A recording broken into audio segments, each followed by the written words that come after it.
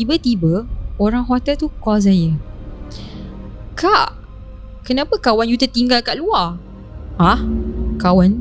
Kita orang ada 3 orang je tau. Saya tak ada bawa kawan. Betul kak, saya nampak ada perempuan pakai jubah hitam depan pintu.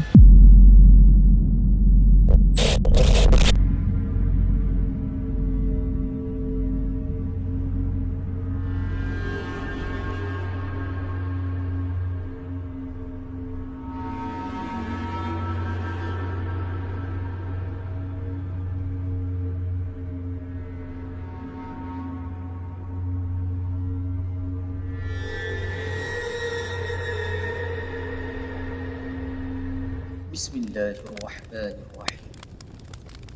Wallahu ashaddu ba'san wa ashaddu tanqila.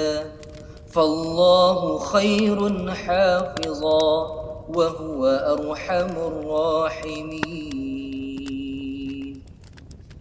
Dan yakni ingatlah, Allah amatlah besar kekuatannya dan amatlah berat azab seksanya. Allah jualah penjaga yang sebaik-baiknya, dan dialah jua yang maha mengasihani dari siapa sahaja yang menaruh belas kasihan. Okey, selamat malam dan hai. Salah ya. Kenapa kau lain macam ni Bis? Gugup ke apa? Bukan gugup, sebab dia dah betul-betul shoot. Dan sampai skrip dia pun dah tak ingat. Alright. Okay. So hari ni dah part 3 ya. Dah part 3 kita bersama dengan tetamu, 2 adik-beradik. Cerita yang aku kata dia mau kepada family lah. More family kan. Yang aku kata bila dia kena, semua kena. So menarik lah cerita tu. So hari ni dah part 3, kita pun tak tahu cerita apa untuk disampaikan hari ni. Dan kita dah ada part 1, part 2 yang korang boleh tengok di playlist ataupun boleh tengok link yang kita sediakan di ruang description. Jadi kepada korang yang mana tengah menonton Santai Chill, jangan lupa like, share dan subscribe. Mana dah subscribe, thank you so much. Dan kepada korang yang mana ada social media seperti TikTok dan juga Instagram, boleh follow kami rapat-rapat. Dan kepada korang juga yang mana ada pengalaman nak dikongsikan di Santai Chill, bolehlah tekan link WhatsApp yang disediakan di bawah dan bagi tahu korang ada cerita seram nak kongsi dengan kami. Baik, macam korang tahu part 3 dia dah bagi hint berkenaan dengan makcik saudara. Jadinya kita pun dah tak nak buang masa dah kan. Dapat 3 kita teruskan lah kan. Cerita apa nak dikongsikan pada hari ni. Kita dah berkenalan lah sebelum ni kan. Kita ada Kak K dan Adik K. Mungkin ada yang first baru nampak channel Santai Chill terus ke episod ni. Jadi kalau nak berkenalan boleh tengok ke episod 1 dulu, kemudian 2 dan ini yang terakhir lah. Okay. Baik, untuk kali ni pula apa cerita ni? Okay, kali ni cerita pasal mak saudara saya. Dia dah arwah lah. Okay, dia kena sihir sampai meninggal. Sihir sampai meninggal. Okay, macam mana tu? Masa kita orang jumpa dia, kita orang lama tak jumpa dia tau, sebab jauh. So bila jumpa dia, tengok dia dah sakit teruk. Okay, dia dah sakit teruk apa semua ni. So pergi berubat apa semua ni, memang tak ada harapan lah. So sampai satu tahap dia dah tak tahan. Mungkin dia dah, orang kata Allah nak ambil dia, Allah ambil lah kan.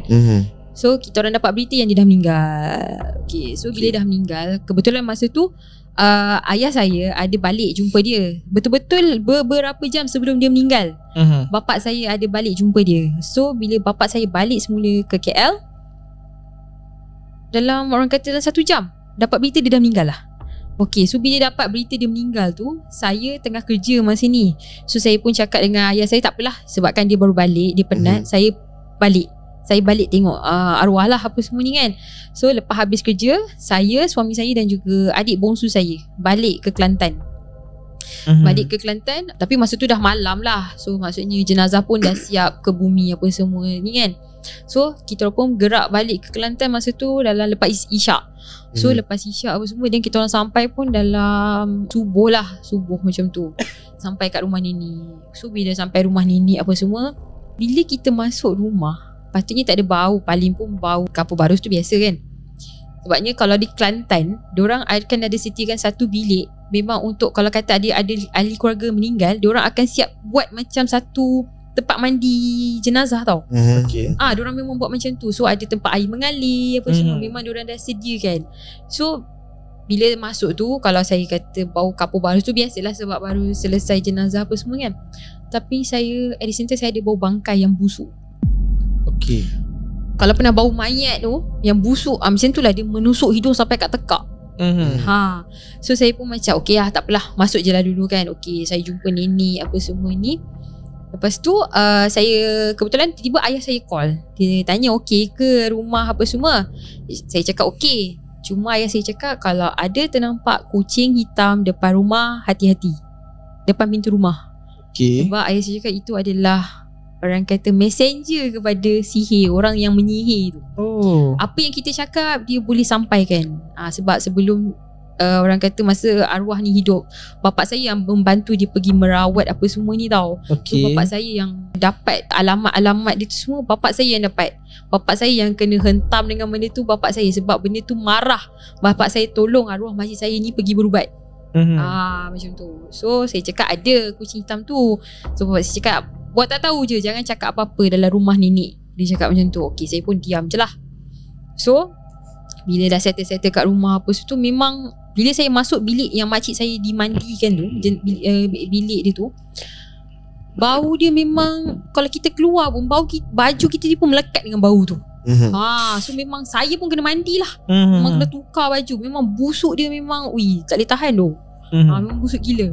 So saya pun macam okey lah, dah settle semua tu. Saya cakap dengan suami, nak tidur sini ke nak balik KL? Dia cakap kita balik je lah KL. Dia cakap okey. Saya pun cakap dengan adik saya, lepas maghrib kita gerak balik.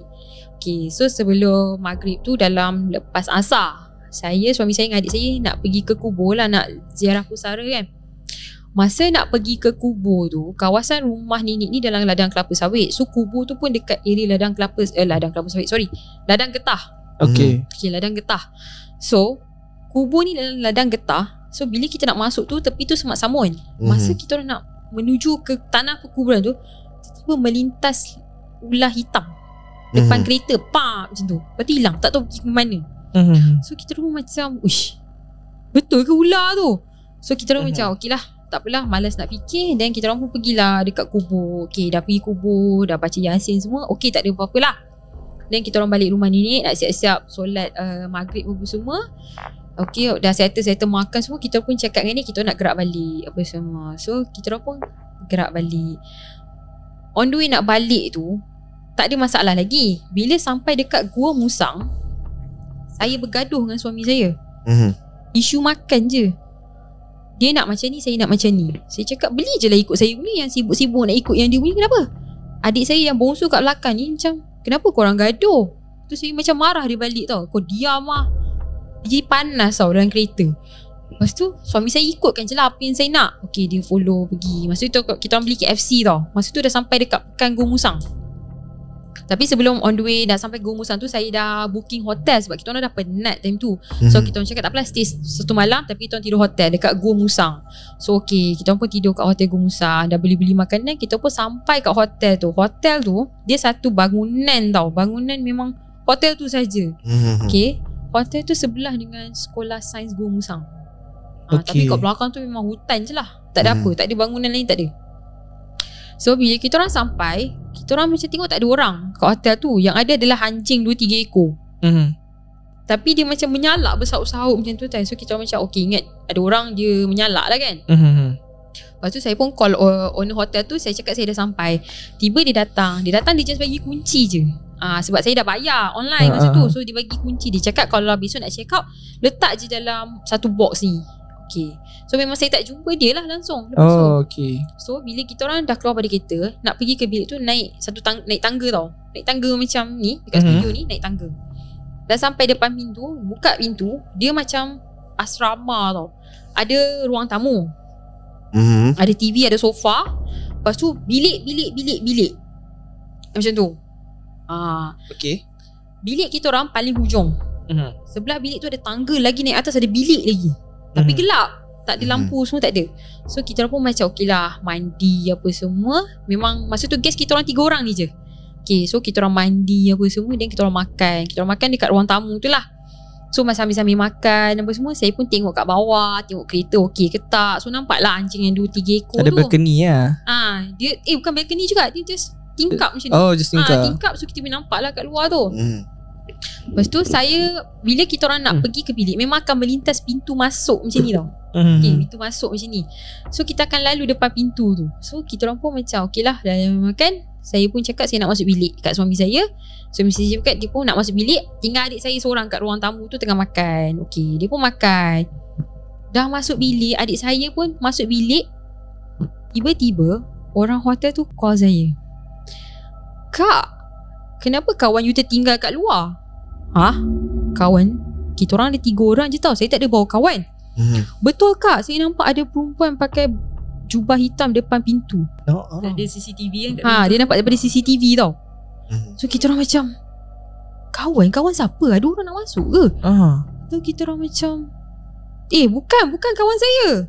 Saya tak ada bawa kawan. Kita orang 3 orang je. Lepas tu orang yang hotel tu dia jam tau. Dia diam. Oh ya ke? Okay, tak apalah. Dia terus letak phone. Kita orang pun macam, weh, siapa tu kat luar tu? Sebabnya orang tu nampak benda tu berdiri tegak macam tu. Pakai jubah hitam. Semua hitam. Semua hitam, berdiri tegak depan pintu macam tu. Dia statik je. Lepas tu kita orang macam dah, aduh, macam mana ni kan? Siapa pula ni kan? So kita orang memang tak buka pintu. Kita orang duduk di dalam hotel tau. Siap-siap semua tidur. Nasib baik tak ada apa-apa lah jadi dalam bilik hotel tu. Kita orang tidur je lah. Sampai besok pagi, mandi-mandi apa semua, terus keluar.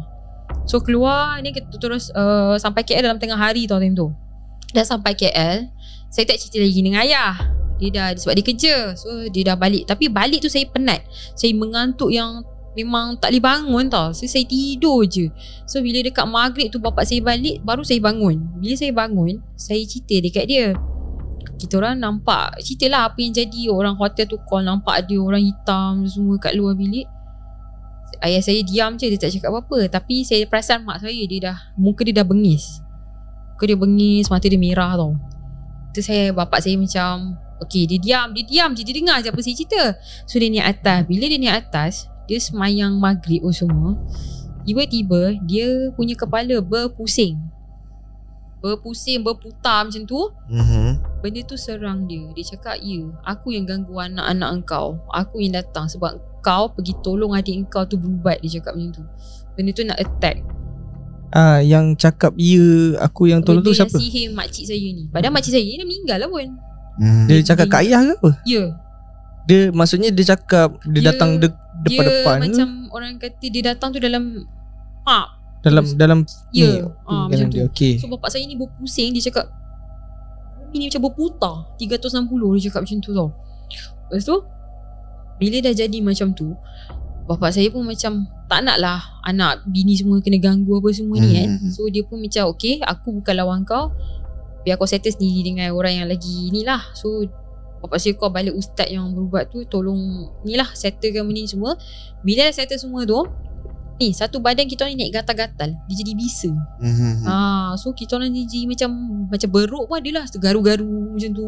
Semua kena. Saya seorang tak kena. Dia seorang yang tak kena. So bila kita garu tu berdarah. Bila berdarah benda tu suka lah. So kita jadi stres, muka dah buruk semua ni. So bila dah orang kata kita orang dah mandi dengan air ustaz bagi apa semua tu, dia beransur ustaz just cakap kalau kata just gosok macam tu je, jangan garu. Bila garu dengan dia jadi lagi bisa. So kita orang pun macam okay, dah settle semua tu. Memang tak jejak dah kaki kat hotel tu. Memang ada lalu tapi tak pergi dah. Memang kita orang dah tahu padahal hotel tak ada apa pun. Tapi sebab nampak benda tu. Lepas tu bila dah settle semua tu, kita orang pun macam lepas tu balik rumah nenek, masih ada lagi bau bangkai tu. So ni pun dah lama juga tak balik rumah dia. Kita orang tak tahu ada lagi ke tak. Tapi yang sebelum-sebelum kita balik memang ada lagi bau tu. Lama Ya. Dia sakit pun sebenarnya lama, tapi dia tak cakap dengan kita orang. Dia ialah sihir. Memang orang tu cakap dia nak buat sampai mati. Jadi yang mengganggu korang ni benda itulah. Ya. Dia menyerupai bila masa benda tu berdialog dengan bapak saya, benda tu menyerupai arwah makcik saya. So benda tu ikut kita orang daripada rumah nenek tu, dia ikut kita orang sampai ke hotel. Okay, faham. Saya teringat tadi yang kata kalau ada nampak kucing hitam tu dia punya messenger lah kan. Kira macam tu dia punya spy. Ya. Yang tu siapa yang nampak? Yang tu ayah saya. Sebabnya benda ni dia macam related dengan arwah atuk saya. Arwah atuk saya meninggal dulu. So masa arwah atuk saya meninggal, kucing hitam yang sama dia jumpa dekat hospital. So dia dapat detect lah benda tu. Benda tu masa bapak saya jaga arwah atuk saya kat hospital, kucing hitam tu ada bawah katil. Sedangkan kucing mana boleh ada dekat kawasan hospital, betul? Kucing tu ada dan dia ada buat pancaran mata dekat ayah saya. Macam laser macam tu. So bapak saya cakap benda ni nak attack aku ni. Tapi dia tak boleh nak attack aku, dia akan tinggalkan kesan. Masa tu mata ayah saya, adik saya nampak dia macam ada ketumbit. Macam tu. So macam orang tanya kenapa, ayah saya cakap terkena ketumbit macam tu. Dia tak cakap lah apa yang jadi. Jadi maksudnya dari zaman atuk Ya. Dah orang dengki, dah sihir juga. Dia bukan sihir sebenarnya. Dia actually macam benda belaan. Keturunan. Itulah yang tadi masa Kak Ki buat macam ni, dua-dua tertunduk. So daripada atuk nini. So benda tu ada yang dah dibuang, ada yang tak nak buang, ada yang masih. Dia actually macam amalan lah sebenarnya. Amalan yang nak dibuang, tak nak buang. Lepas tu at the same time macam makcik ni dah kena sihir. So dia bercampur-campur. Campur-campur dah banyak. Okay, faham? Dan status pakcik semua okey lah. So far sebab kita orang pun tak contact dia, so macam okey lah kot. So kita orang pun tak dengar dah cerita dia. Dia pun sebab dah bercerai mati kan. So kita orang pun tak dengar lah apa dia punya berita. Tapi okey lah kot. Maksudnya ayah tak ada contact lah, sebab ayah kan selama ni yang tolong dia orang, tak ada lah. Okay, dan lepas benda yang benda tu bagi tahu dekat ayah pasal benda tu, ada lagi datang tak ada lagi dah? Lepas pada tu dah tak ada dah. Tak ada dah sampai sekarang dah tak ada. Cuma bau mesti ada lagi kat rumah tu. Bau tu ada. Pernah tanya dekat keluarga saudara mara tu macam mana nak hilang bau, tak ada. Kita orang dah buat macam-macam dah. Panggil ustaz pun semua dah. Tak boleh. Macam benda tu macam ada. Dia orang kata masa mula datang tu memang kuat. So bila kalau kata kita orang datang lagi pun dia ada tak ada bau tu. Macam tu lah. Siapa boleh bau, baulah. Siapa yang tak bau, tak baulah. Macam tu lah. Aku baru first time bila dengar yang macam contoh kucing, atau mungkin ada benda lain yang boleh dijadikan sebagai dia punya spy. Kan? Tapi benda ni make sense juga. Yelah kalau tak macam mana dia boleh tahu macam keadaan kita kadang kan. Kadang orang bersihir ni dia nak sangat tahu kan apa dah jadi status terkini dia ni. Is it dia punya sihir tu menjadi atau tidak kan. Jadi mungkin benda-benda ni lah yang bagi tahu. Jadi kena hati-hati juga. So sebelum ni kita fikir macam saya dengar lah kalau kucing ni adalah satu alat untuk tepis sihir. Betul kan. Contoh kita beli kucing kan, orang nak hantar kucing kita kena dulu. Tapi ni kucing hitam. Kucing hitam. Hitam betul lah. Hitam yang orang kata kalau hitam tu hitam yang hitam mati lah. Kucing tu dia akan ada sekejap-sekejap je. Dia bukan like all the time ada berkeliaran, tak. Dia macam manusia, kita dengar spy, lepas tu dia hilang, tak ada. Macam tu. Habis kalau dia ambil kucing tu dibelai-belai mampus. Tak ada lah. Yelah ingat kucing biasa kan. Okay. Bahaya juga tu kalau ada orang yang suka kucing dia tu ambil masa tu. Tapi kalau macam siapa yang pernah duduk hospital, okay, saya ni orang kata pengalaman je lah, tak tahulah betul ke tak. Masa saya duduk hospital dekat Kuantan, dekat HTAA. Kan HTAA kan ada ward diraja, betul? Okay, ward diraja tu di bawah, saya punya ward di atas. So masa tu anak saya kena kuning. So dia hospital lama tau. Bila hospital lama ni, kita tahulah vibes dia macam mana kan. Pintu kayu, katil pun katil lama yang tak boleh nak kita nak adjust memang baring mendatar macam tu. Okay, so ward saya ni ada 8 katil tau. So 4 sini, 4 sini, dia macam tu. So saya tepi pintu, berdepan dengan bilik saya ni, ward ni penuh dengan katil baby saja. Tapi tak ada orang, kosong. Okay, so sebelah katil baby tu, bilik katil baby tu, sebelah tu tandas. Okay, so bila kita bangun kadang tengah malam nak bagi anak susu ke apa kan, kita nak pergi toilet, kita terus nampak ward baby tu tau. Kita nampak ward baby, aku macam kenapa katil baby ni bergerak-gerak Gerak-gerak Tapi kita macam dah lah aku malas nak layan lah, lantak engkau lah, aku dah penat. Okay, tu satu. Lepas tu saya pun tak layan benda tu, saya pun pergi ke tandas. Masa saya masuk tandas tu, saya seorang je tau masuk tandas, sebab pintu bilik air akan semua terbuka. Bila saya masuk tandas, saya dengar bunyi pintu bilik air yang utama tu terbuka. Okay, kita ingat ada orang masuk. So saya dah habis settle dalam toilet, saya pun keluar. Tak ada orang pun. Tak ada orang. Lantai semua kering tau, tak ada orang. Saya pun macam, tak apalah, lantak lah kau kan. Saya pun keluar. The next day tu saya dah nak keluar hospital. Tiba suami saya cerita, yang nurse kat situ bercerita, malam tadi tu dekat ward diraja tak ada patient tau. Memang tak ada orang sakit. Tapi ada orang tekan bel minta makanan. Minta makanan Ya. Macam mana minta makanan? Dia tekan bel. Dia macam dekat ward diraja ni, dia kalau ada nak minta makan, dia tekan ada food. Oh okay, Dia macam tu tau. Dia minta makanan. So macam nurse ni okey lah, tak apalah, hantarlah makanan. Walaupun dia tahu sebenarnya tak ada pesakit pun dalam tu, dia hantar makanan. So dia dengar bunyi ada orang macam makan tau. Lepas tu kan, tiba benda tu makanan macam, dia letak lah. Ya, dia letak je dekat tray. Dia letak je depan pintu tu. Lepas tu tiba macam dia nampak ada macam benda tarik. Uish. Lepas tu dia next morning tu nurse yang sama pergi masuk shift. Dia tengok macam memang ada sisa orang dah makan dah. Sebab ward diraja tu macam terpisah sikit dengan ward biasa kita ni tau. Tengok macam ada orang dah makan. Sedangkan dalam ward tu memang kosong, tak ada orang. So macam tu pengalaman yang saya rasa lah dekat hospital. Tu first time lah. So lepas ni tak nak dah masuk hospital government. Takut. Tapi sama lah, swasta pun sama. So far saya masuk swasta okey lagi lah. Sebab HTA ni lama sangat. Kalau yelah. pergi, orang kata kalau kita pergi area macam KS, Langur ke apa, dah upgrade tau. Ini tak, memang macam yang style lama tu lagi. So macam tak nak tak berani dah. Faham. Yalah, tempat hospital kan, tempat yang orang sakit. Lepas tu pula dikunjung ramai orang yang kita tak tahu dia bawa apa. Betul. Kan orang kadang-kadang tua, dia nak mati susah kan, dia bawa benda tu sekali. Benar ada kes kakak ipar saya, dia nurse dialysis.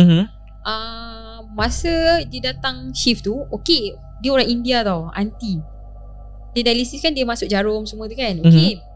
Lepas tu selang seminggu lepas tu, dah lama tau aunty tu tak datang. So dia assume okay lah, tak ada datang lagi kan.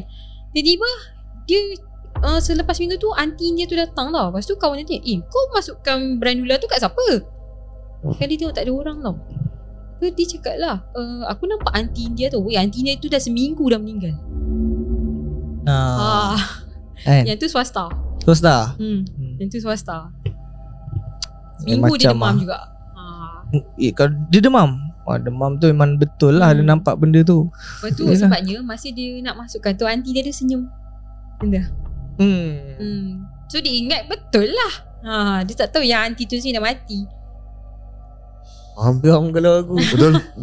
Kerja hospital ni rasa lagi banyak pengalaman diorang. Betul lah. Alah, hospital Keluang tu saya pernah pergi sekali lah. Masa tu dah tutup dah. Sebab kakak ipar saya nurse kat situ. So banyak cerita dia kat situ.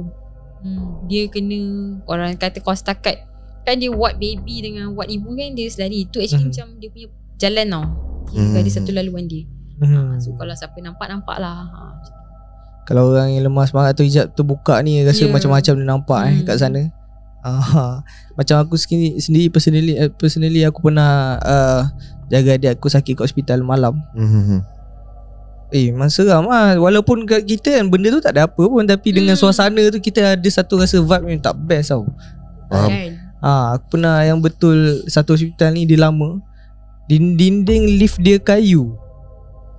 Kita nampak plywood tu tau. Cakap ini lift apa siap, zaman bila ni kan. Masa keluar kita 3-4 pagi nak pergi makan, naik lift elok. Masa nak balik, patah balik pukul 5 pagi je. Macam tu kan. Lift tu dah tak boleh naik. Dia dah tutup. Dia tutup, macam dia ada satu macam mana pagar dia letak macam rosak, dia tulis kan. Dia tahan itu supaya orang tak naik lah. Kena lalu tangga man. Naik atas tangga tu pula lampu dia rosak. Gelap lah. So macam tu, kita lepas tu dah tu nak masuk ward kena tekan bell untuk dia buka pintu. Kalau tak ada tu, tapi dah tertidur juga. Kita faham dia penat kerja kan. Tekan tengok belakang. Seram juga kan. Alright, okay. So dah banyak dah cerita yang dikongsikan, kisah keluarga dan kisah apa ni saudara mara akhirnya di sendirilah. Daripada cerita yang pertama jumpa dengan ustaz yang macam-macam perangai kan. Tempat pula kediaman yang macam-macam tadi kan, dari awal sampai habis homestay pun satu isu juga tu kan, macam-macam yang boleh jadi kita tak tahu owner tu mungkin tak tahu ada letak ke ataupun memang tempat dia. Mungkin ada setengah beranggapan letak tu untuk jaga rumah. Kita tak tahu. Allah alam tak tahu. Tapi boleh jadi dari luar, kita tak nak cakap sebab boleh jadi fitnah benda tu kan. Kadang-kadang benda tu hinggah dekat kita dari mana-mana, kita pula duduk tempat tu kan, kita ingat oh ni owner rumah punya. Pun susah juga macam tu kan. Jadi mungkin ada sepatah dua kata sebelum kita tinggalkan video ni kan, penonton nak dengar apa nasihat ataupun pengajaran yang kita dapat pada video kali ni. Kita start dengan Kak K dulu. Okay, orang kata kalau kita nak pergi merawat ke apa ke, biar betul-betul yang kita yakin dia kejalan Allah. Betul. Yang bukan tipu-tipu punya. And then lagi satu, kalau yang zaman sekarang ni lah, zaman orang kata zaman fitnah. So kalau kata macam memang kawan-kawan ke family pun, kita tak boleh nak letak trust 100% tau. Kita kena ada rasa ragu-ragu juga. Sebab kadang-kadang kita tak tahu dengan siapa orang tu iri hati dengan kita, kita tak tahu. Kadang depan kita baik, belakang kita tak tahu. Lagi satu kalau macam makanan lah, saya memang tekan lah. Lepas saya kena tu, kalau kata orang bagi makanan, memang saya takkan makan. Walaupun kita tahu orang tu sebenarnya baik, tapi kita ada rasa sifat ragu-ragu sikit. Faham. So kalau, sebab yang saya pergi berubat tu, dia cakap kalau ada orang bagi makanan, kalau tak nak makan, okey tak apa, kita boleh sedekah ke orang. Dia bukanlah kita sedekah orang tu kena tak. Sebab benda tu dah dituju kat kita kalau kita dah tahu. So kita ambil benda tu atas sifat orang kata, kita hormat pemberian dia. Tapi kita jangan makan lah. Betul. Kita boleh sedekahkan ke orang. Macam tu. So apa-apa pun memang kita jangan kosong. Kalau perlu kena zikir, kita just berzikir. Janganlah amalkan benda yang mengarut ni, tak payah.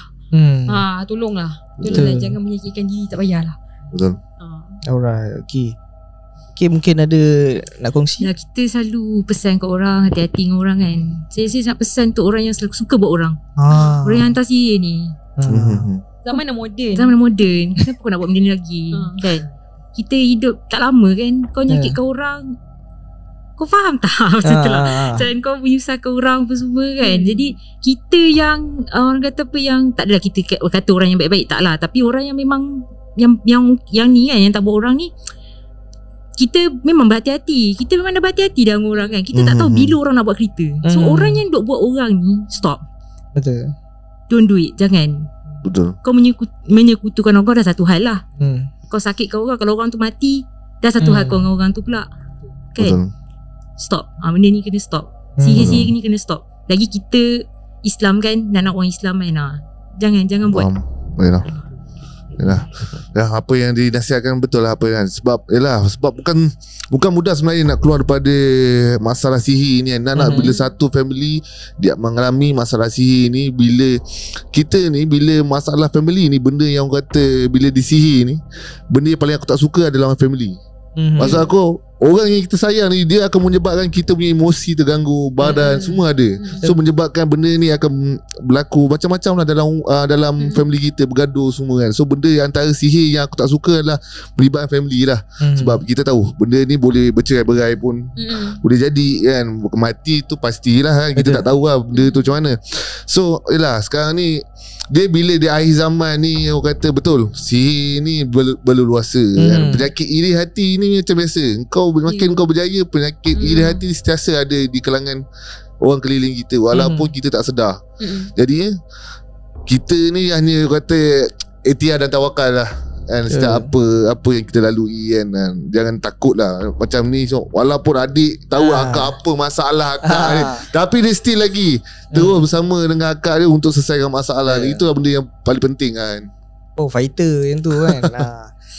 Jangan takut lah dengan sihir. Kita berdepan dengan berani lah. Berani tu bukanlah kita mencabar, tapi kita jangan takut dengan dia lah. Tu cerita. Kalau kita takut, maksud kita tunduk lah dengan dia. Dan kalau kita rasa dah penat untuk dapat rawatan, itu maksud kita dah kalah. Dan benda sihir ni dirasa takkan habis. Benda ni dah terjadi dari zaman dulu lagi, zaman Nabi, dan mungkin akan sampai akhir zaman nanti. Betul. Kalau benda ni jadikan sebab iri hati, sebab orang kejar dunia tau. Kalau kejar dunia apa pun tak dapat. Kalau rasa nak puas tu, hari ni kalau dulu kita kecil RM10 rasa dah banyak, tapi still tak puas. Dah kerja gaji di 2,500, 3,000 still tak cukup kan, sebab ada kemahuan lagi besar. Jadi rasanya benda tu lah yang membuatkan orang eager kan, iri hati dengan tengok orang lain kan berjaya, sakit hati. Tengok orang ada tu ini tak boleh. Jadi kembalilah pada jalan Allah, baca Quran ke apa. Rasanya benda tu yang akan dapat membinting hati kita. Sebab kadang-kadang kita tak sihir tau, tapi kita ada rasa iri dan bawa pada penyakit ain. Betul. Benda tu yang tak bagus. Kadang-kadang dia tak terniat nak sihir pun, tapi benda tu terjadi tau. Penyakit ain ni kan, kadang benda tu tak tahu macam mana penyakit ain ni terjadi. Wallahualam ni atas izin Allah. Tapi kalau kita rasa macam tu, mungkin orang lain pun ada rasa macam tu kat kita juga kan, rasa dengki dan sebagainya. Jadi dapatkanlah pengajaran daripada cerita ni. Betul. Kau jangan exposekan diri apa Betul. yang kita ada, jangan expose. Paling penting tu sekarang kan, kalau kita dengar video cerita orang yang lain, dia kata jangan post gambar full lah. Yang betul. penting Benda tu betul. memang kadang-kadang kita rasa yelah takat gambar dengan suami isteri kan. Apa ni tengah berjalan-jalan, tapi benda ni kadang tak tahu kan niat orang. Mungkin ada orang yang tak suka, tapi cuba jangan post full lah. Ini adalah nasihat pada diri saya sendiri lah. Saya pun post gambar yang full kadang kita tak sedar, kadang kita happy kan. Happy tengok balik, alamak macam mana ni tiba-tiba macam mana kalau orang orang kata kita nak macam nak post tu, macam letaklah stiker-stiker bagi dia buruk-buruk sikit, macam bagi dia cacat-cacat sikit. Betul. Alright. So kita nak terima kasih lagi kepada Akak K, Adik K datang dari jauh dari KL, sudi berkongsi cerita dengan korang untuk dapatkan satu pengajaran dan satu pengalaman. Mungkin benda ni tak lalui pada semua orang, tapi boleh diambil iktibar. Okay, mungkin pasal yang tadi kau tak tahu pasal yang kucing tu boleh jadi spy dan sebagainya. InsyaAllah kenalah baca doa sentiasa untuk dihindari pada benda-benda macam ni. Sebab tu kalau macam kita balik mana-mana, tak kisahlah balik pasal raya, masuk rumah bagi salam. Betul. Serius, bagi salam. Bagi salam dah cukup kan. Bismillah ke, InsyaAllah dengan nama Allah tu akan dipermudah segala urusan. Okay, baik. Jadi kalau lepas ni ada cerita lagi, datang Santai Chill. Mesti. Memang kita akan support. Amin. Alhamdulillah. Terima kasih kerana support Santai Chill. Okay, dan pada korang yang mana kalau ada cerita macam tadi kita orang cakap, boleh datang ke studio. Just tekan link WhatsApp yang disediakan di bawah. Dan jangan lupa like, share dan subscribe. Anda dah subscribe, thank you so much. Jumpa di next video. Assalamualaikum. Bye-bye. Alright.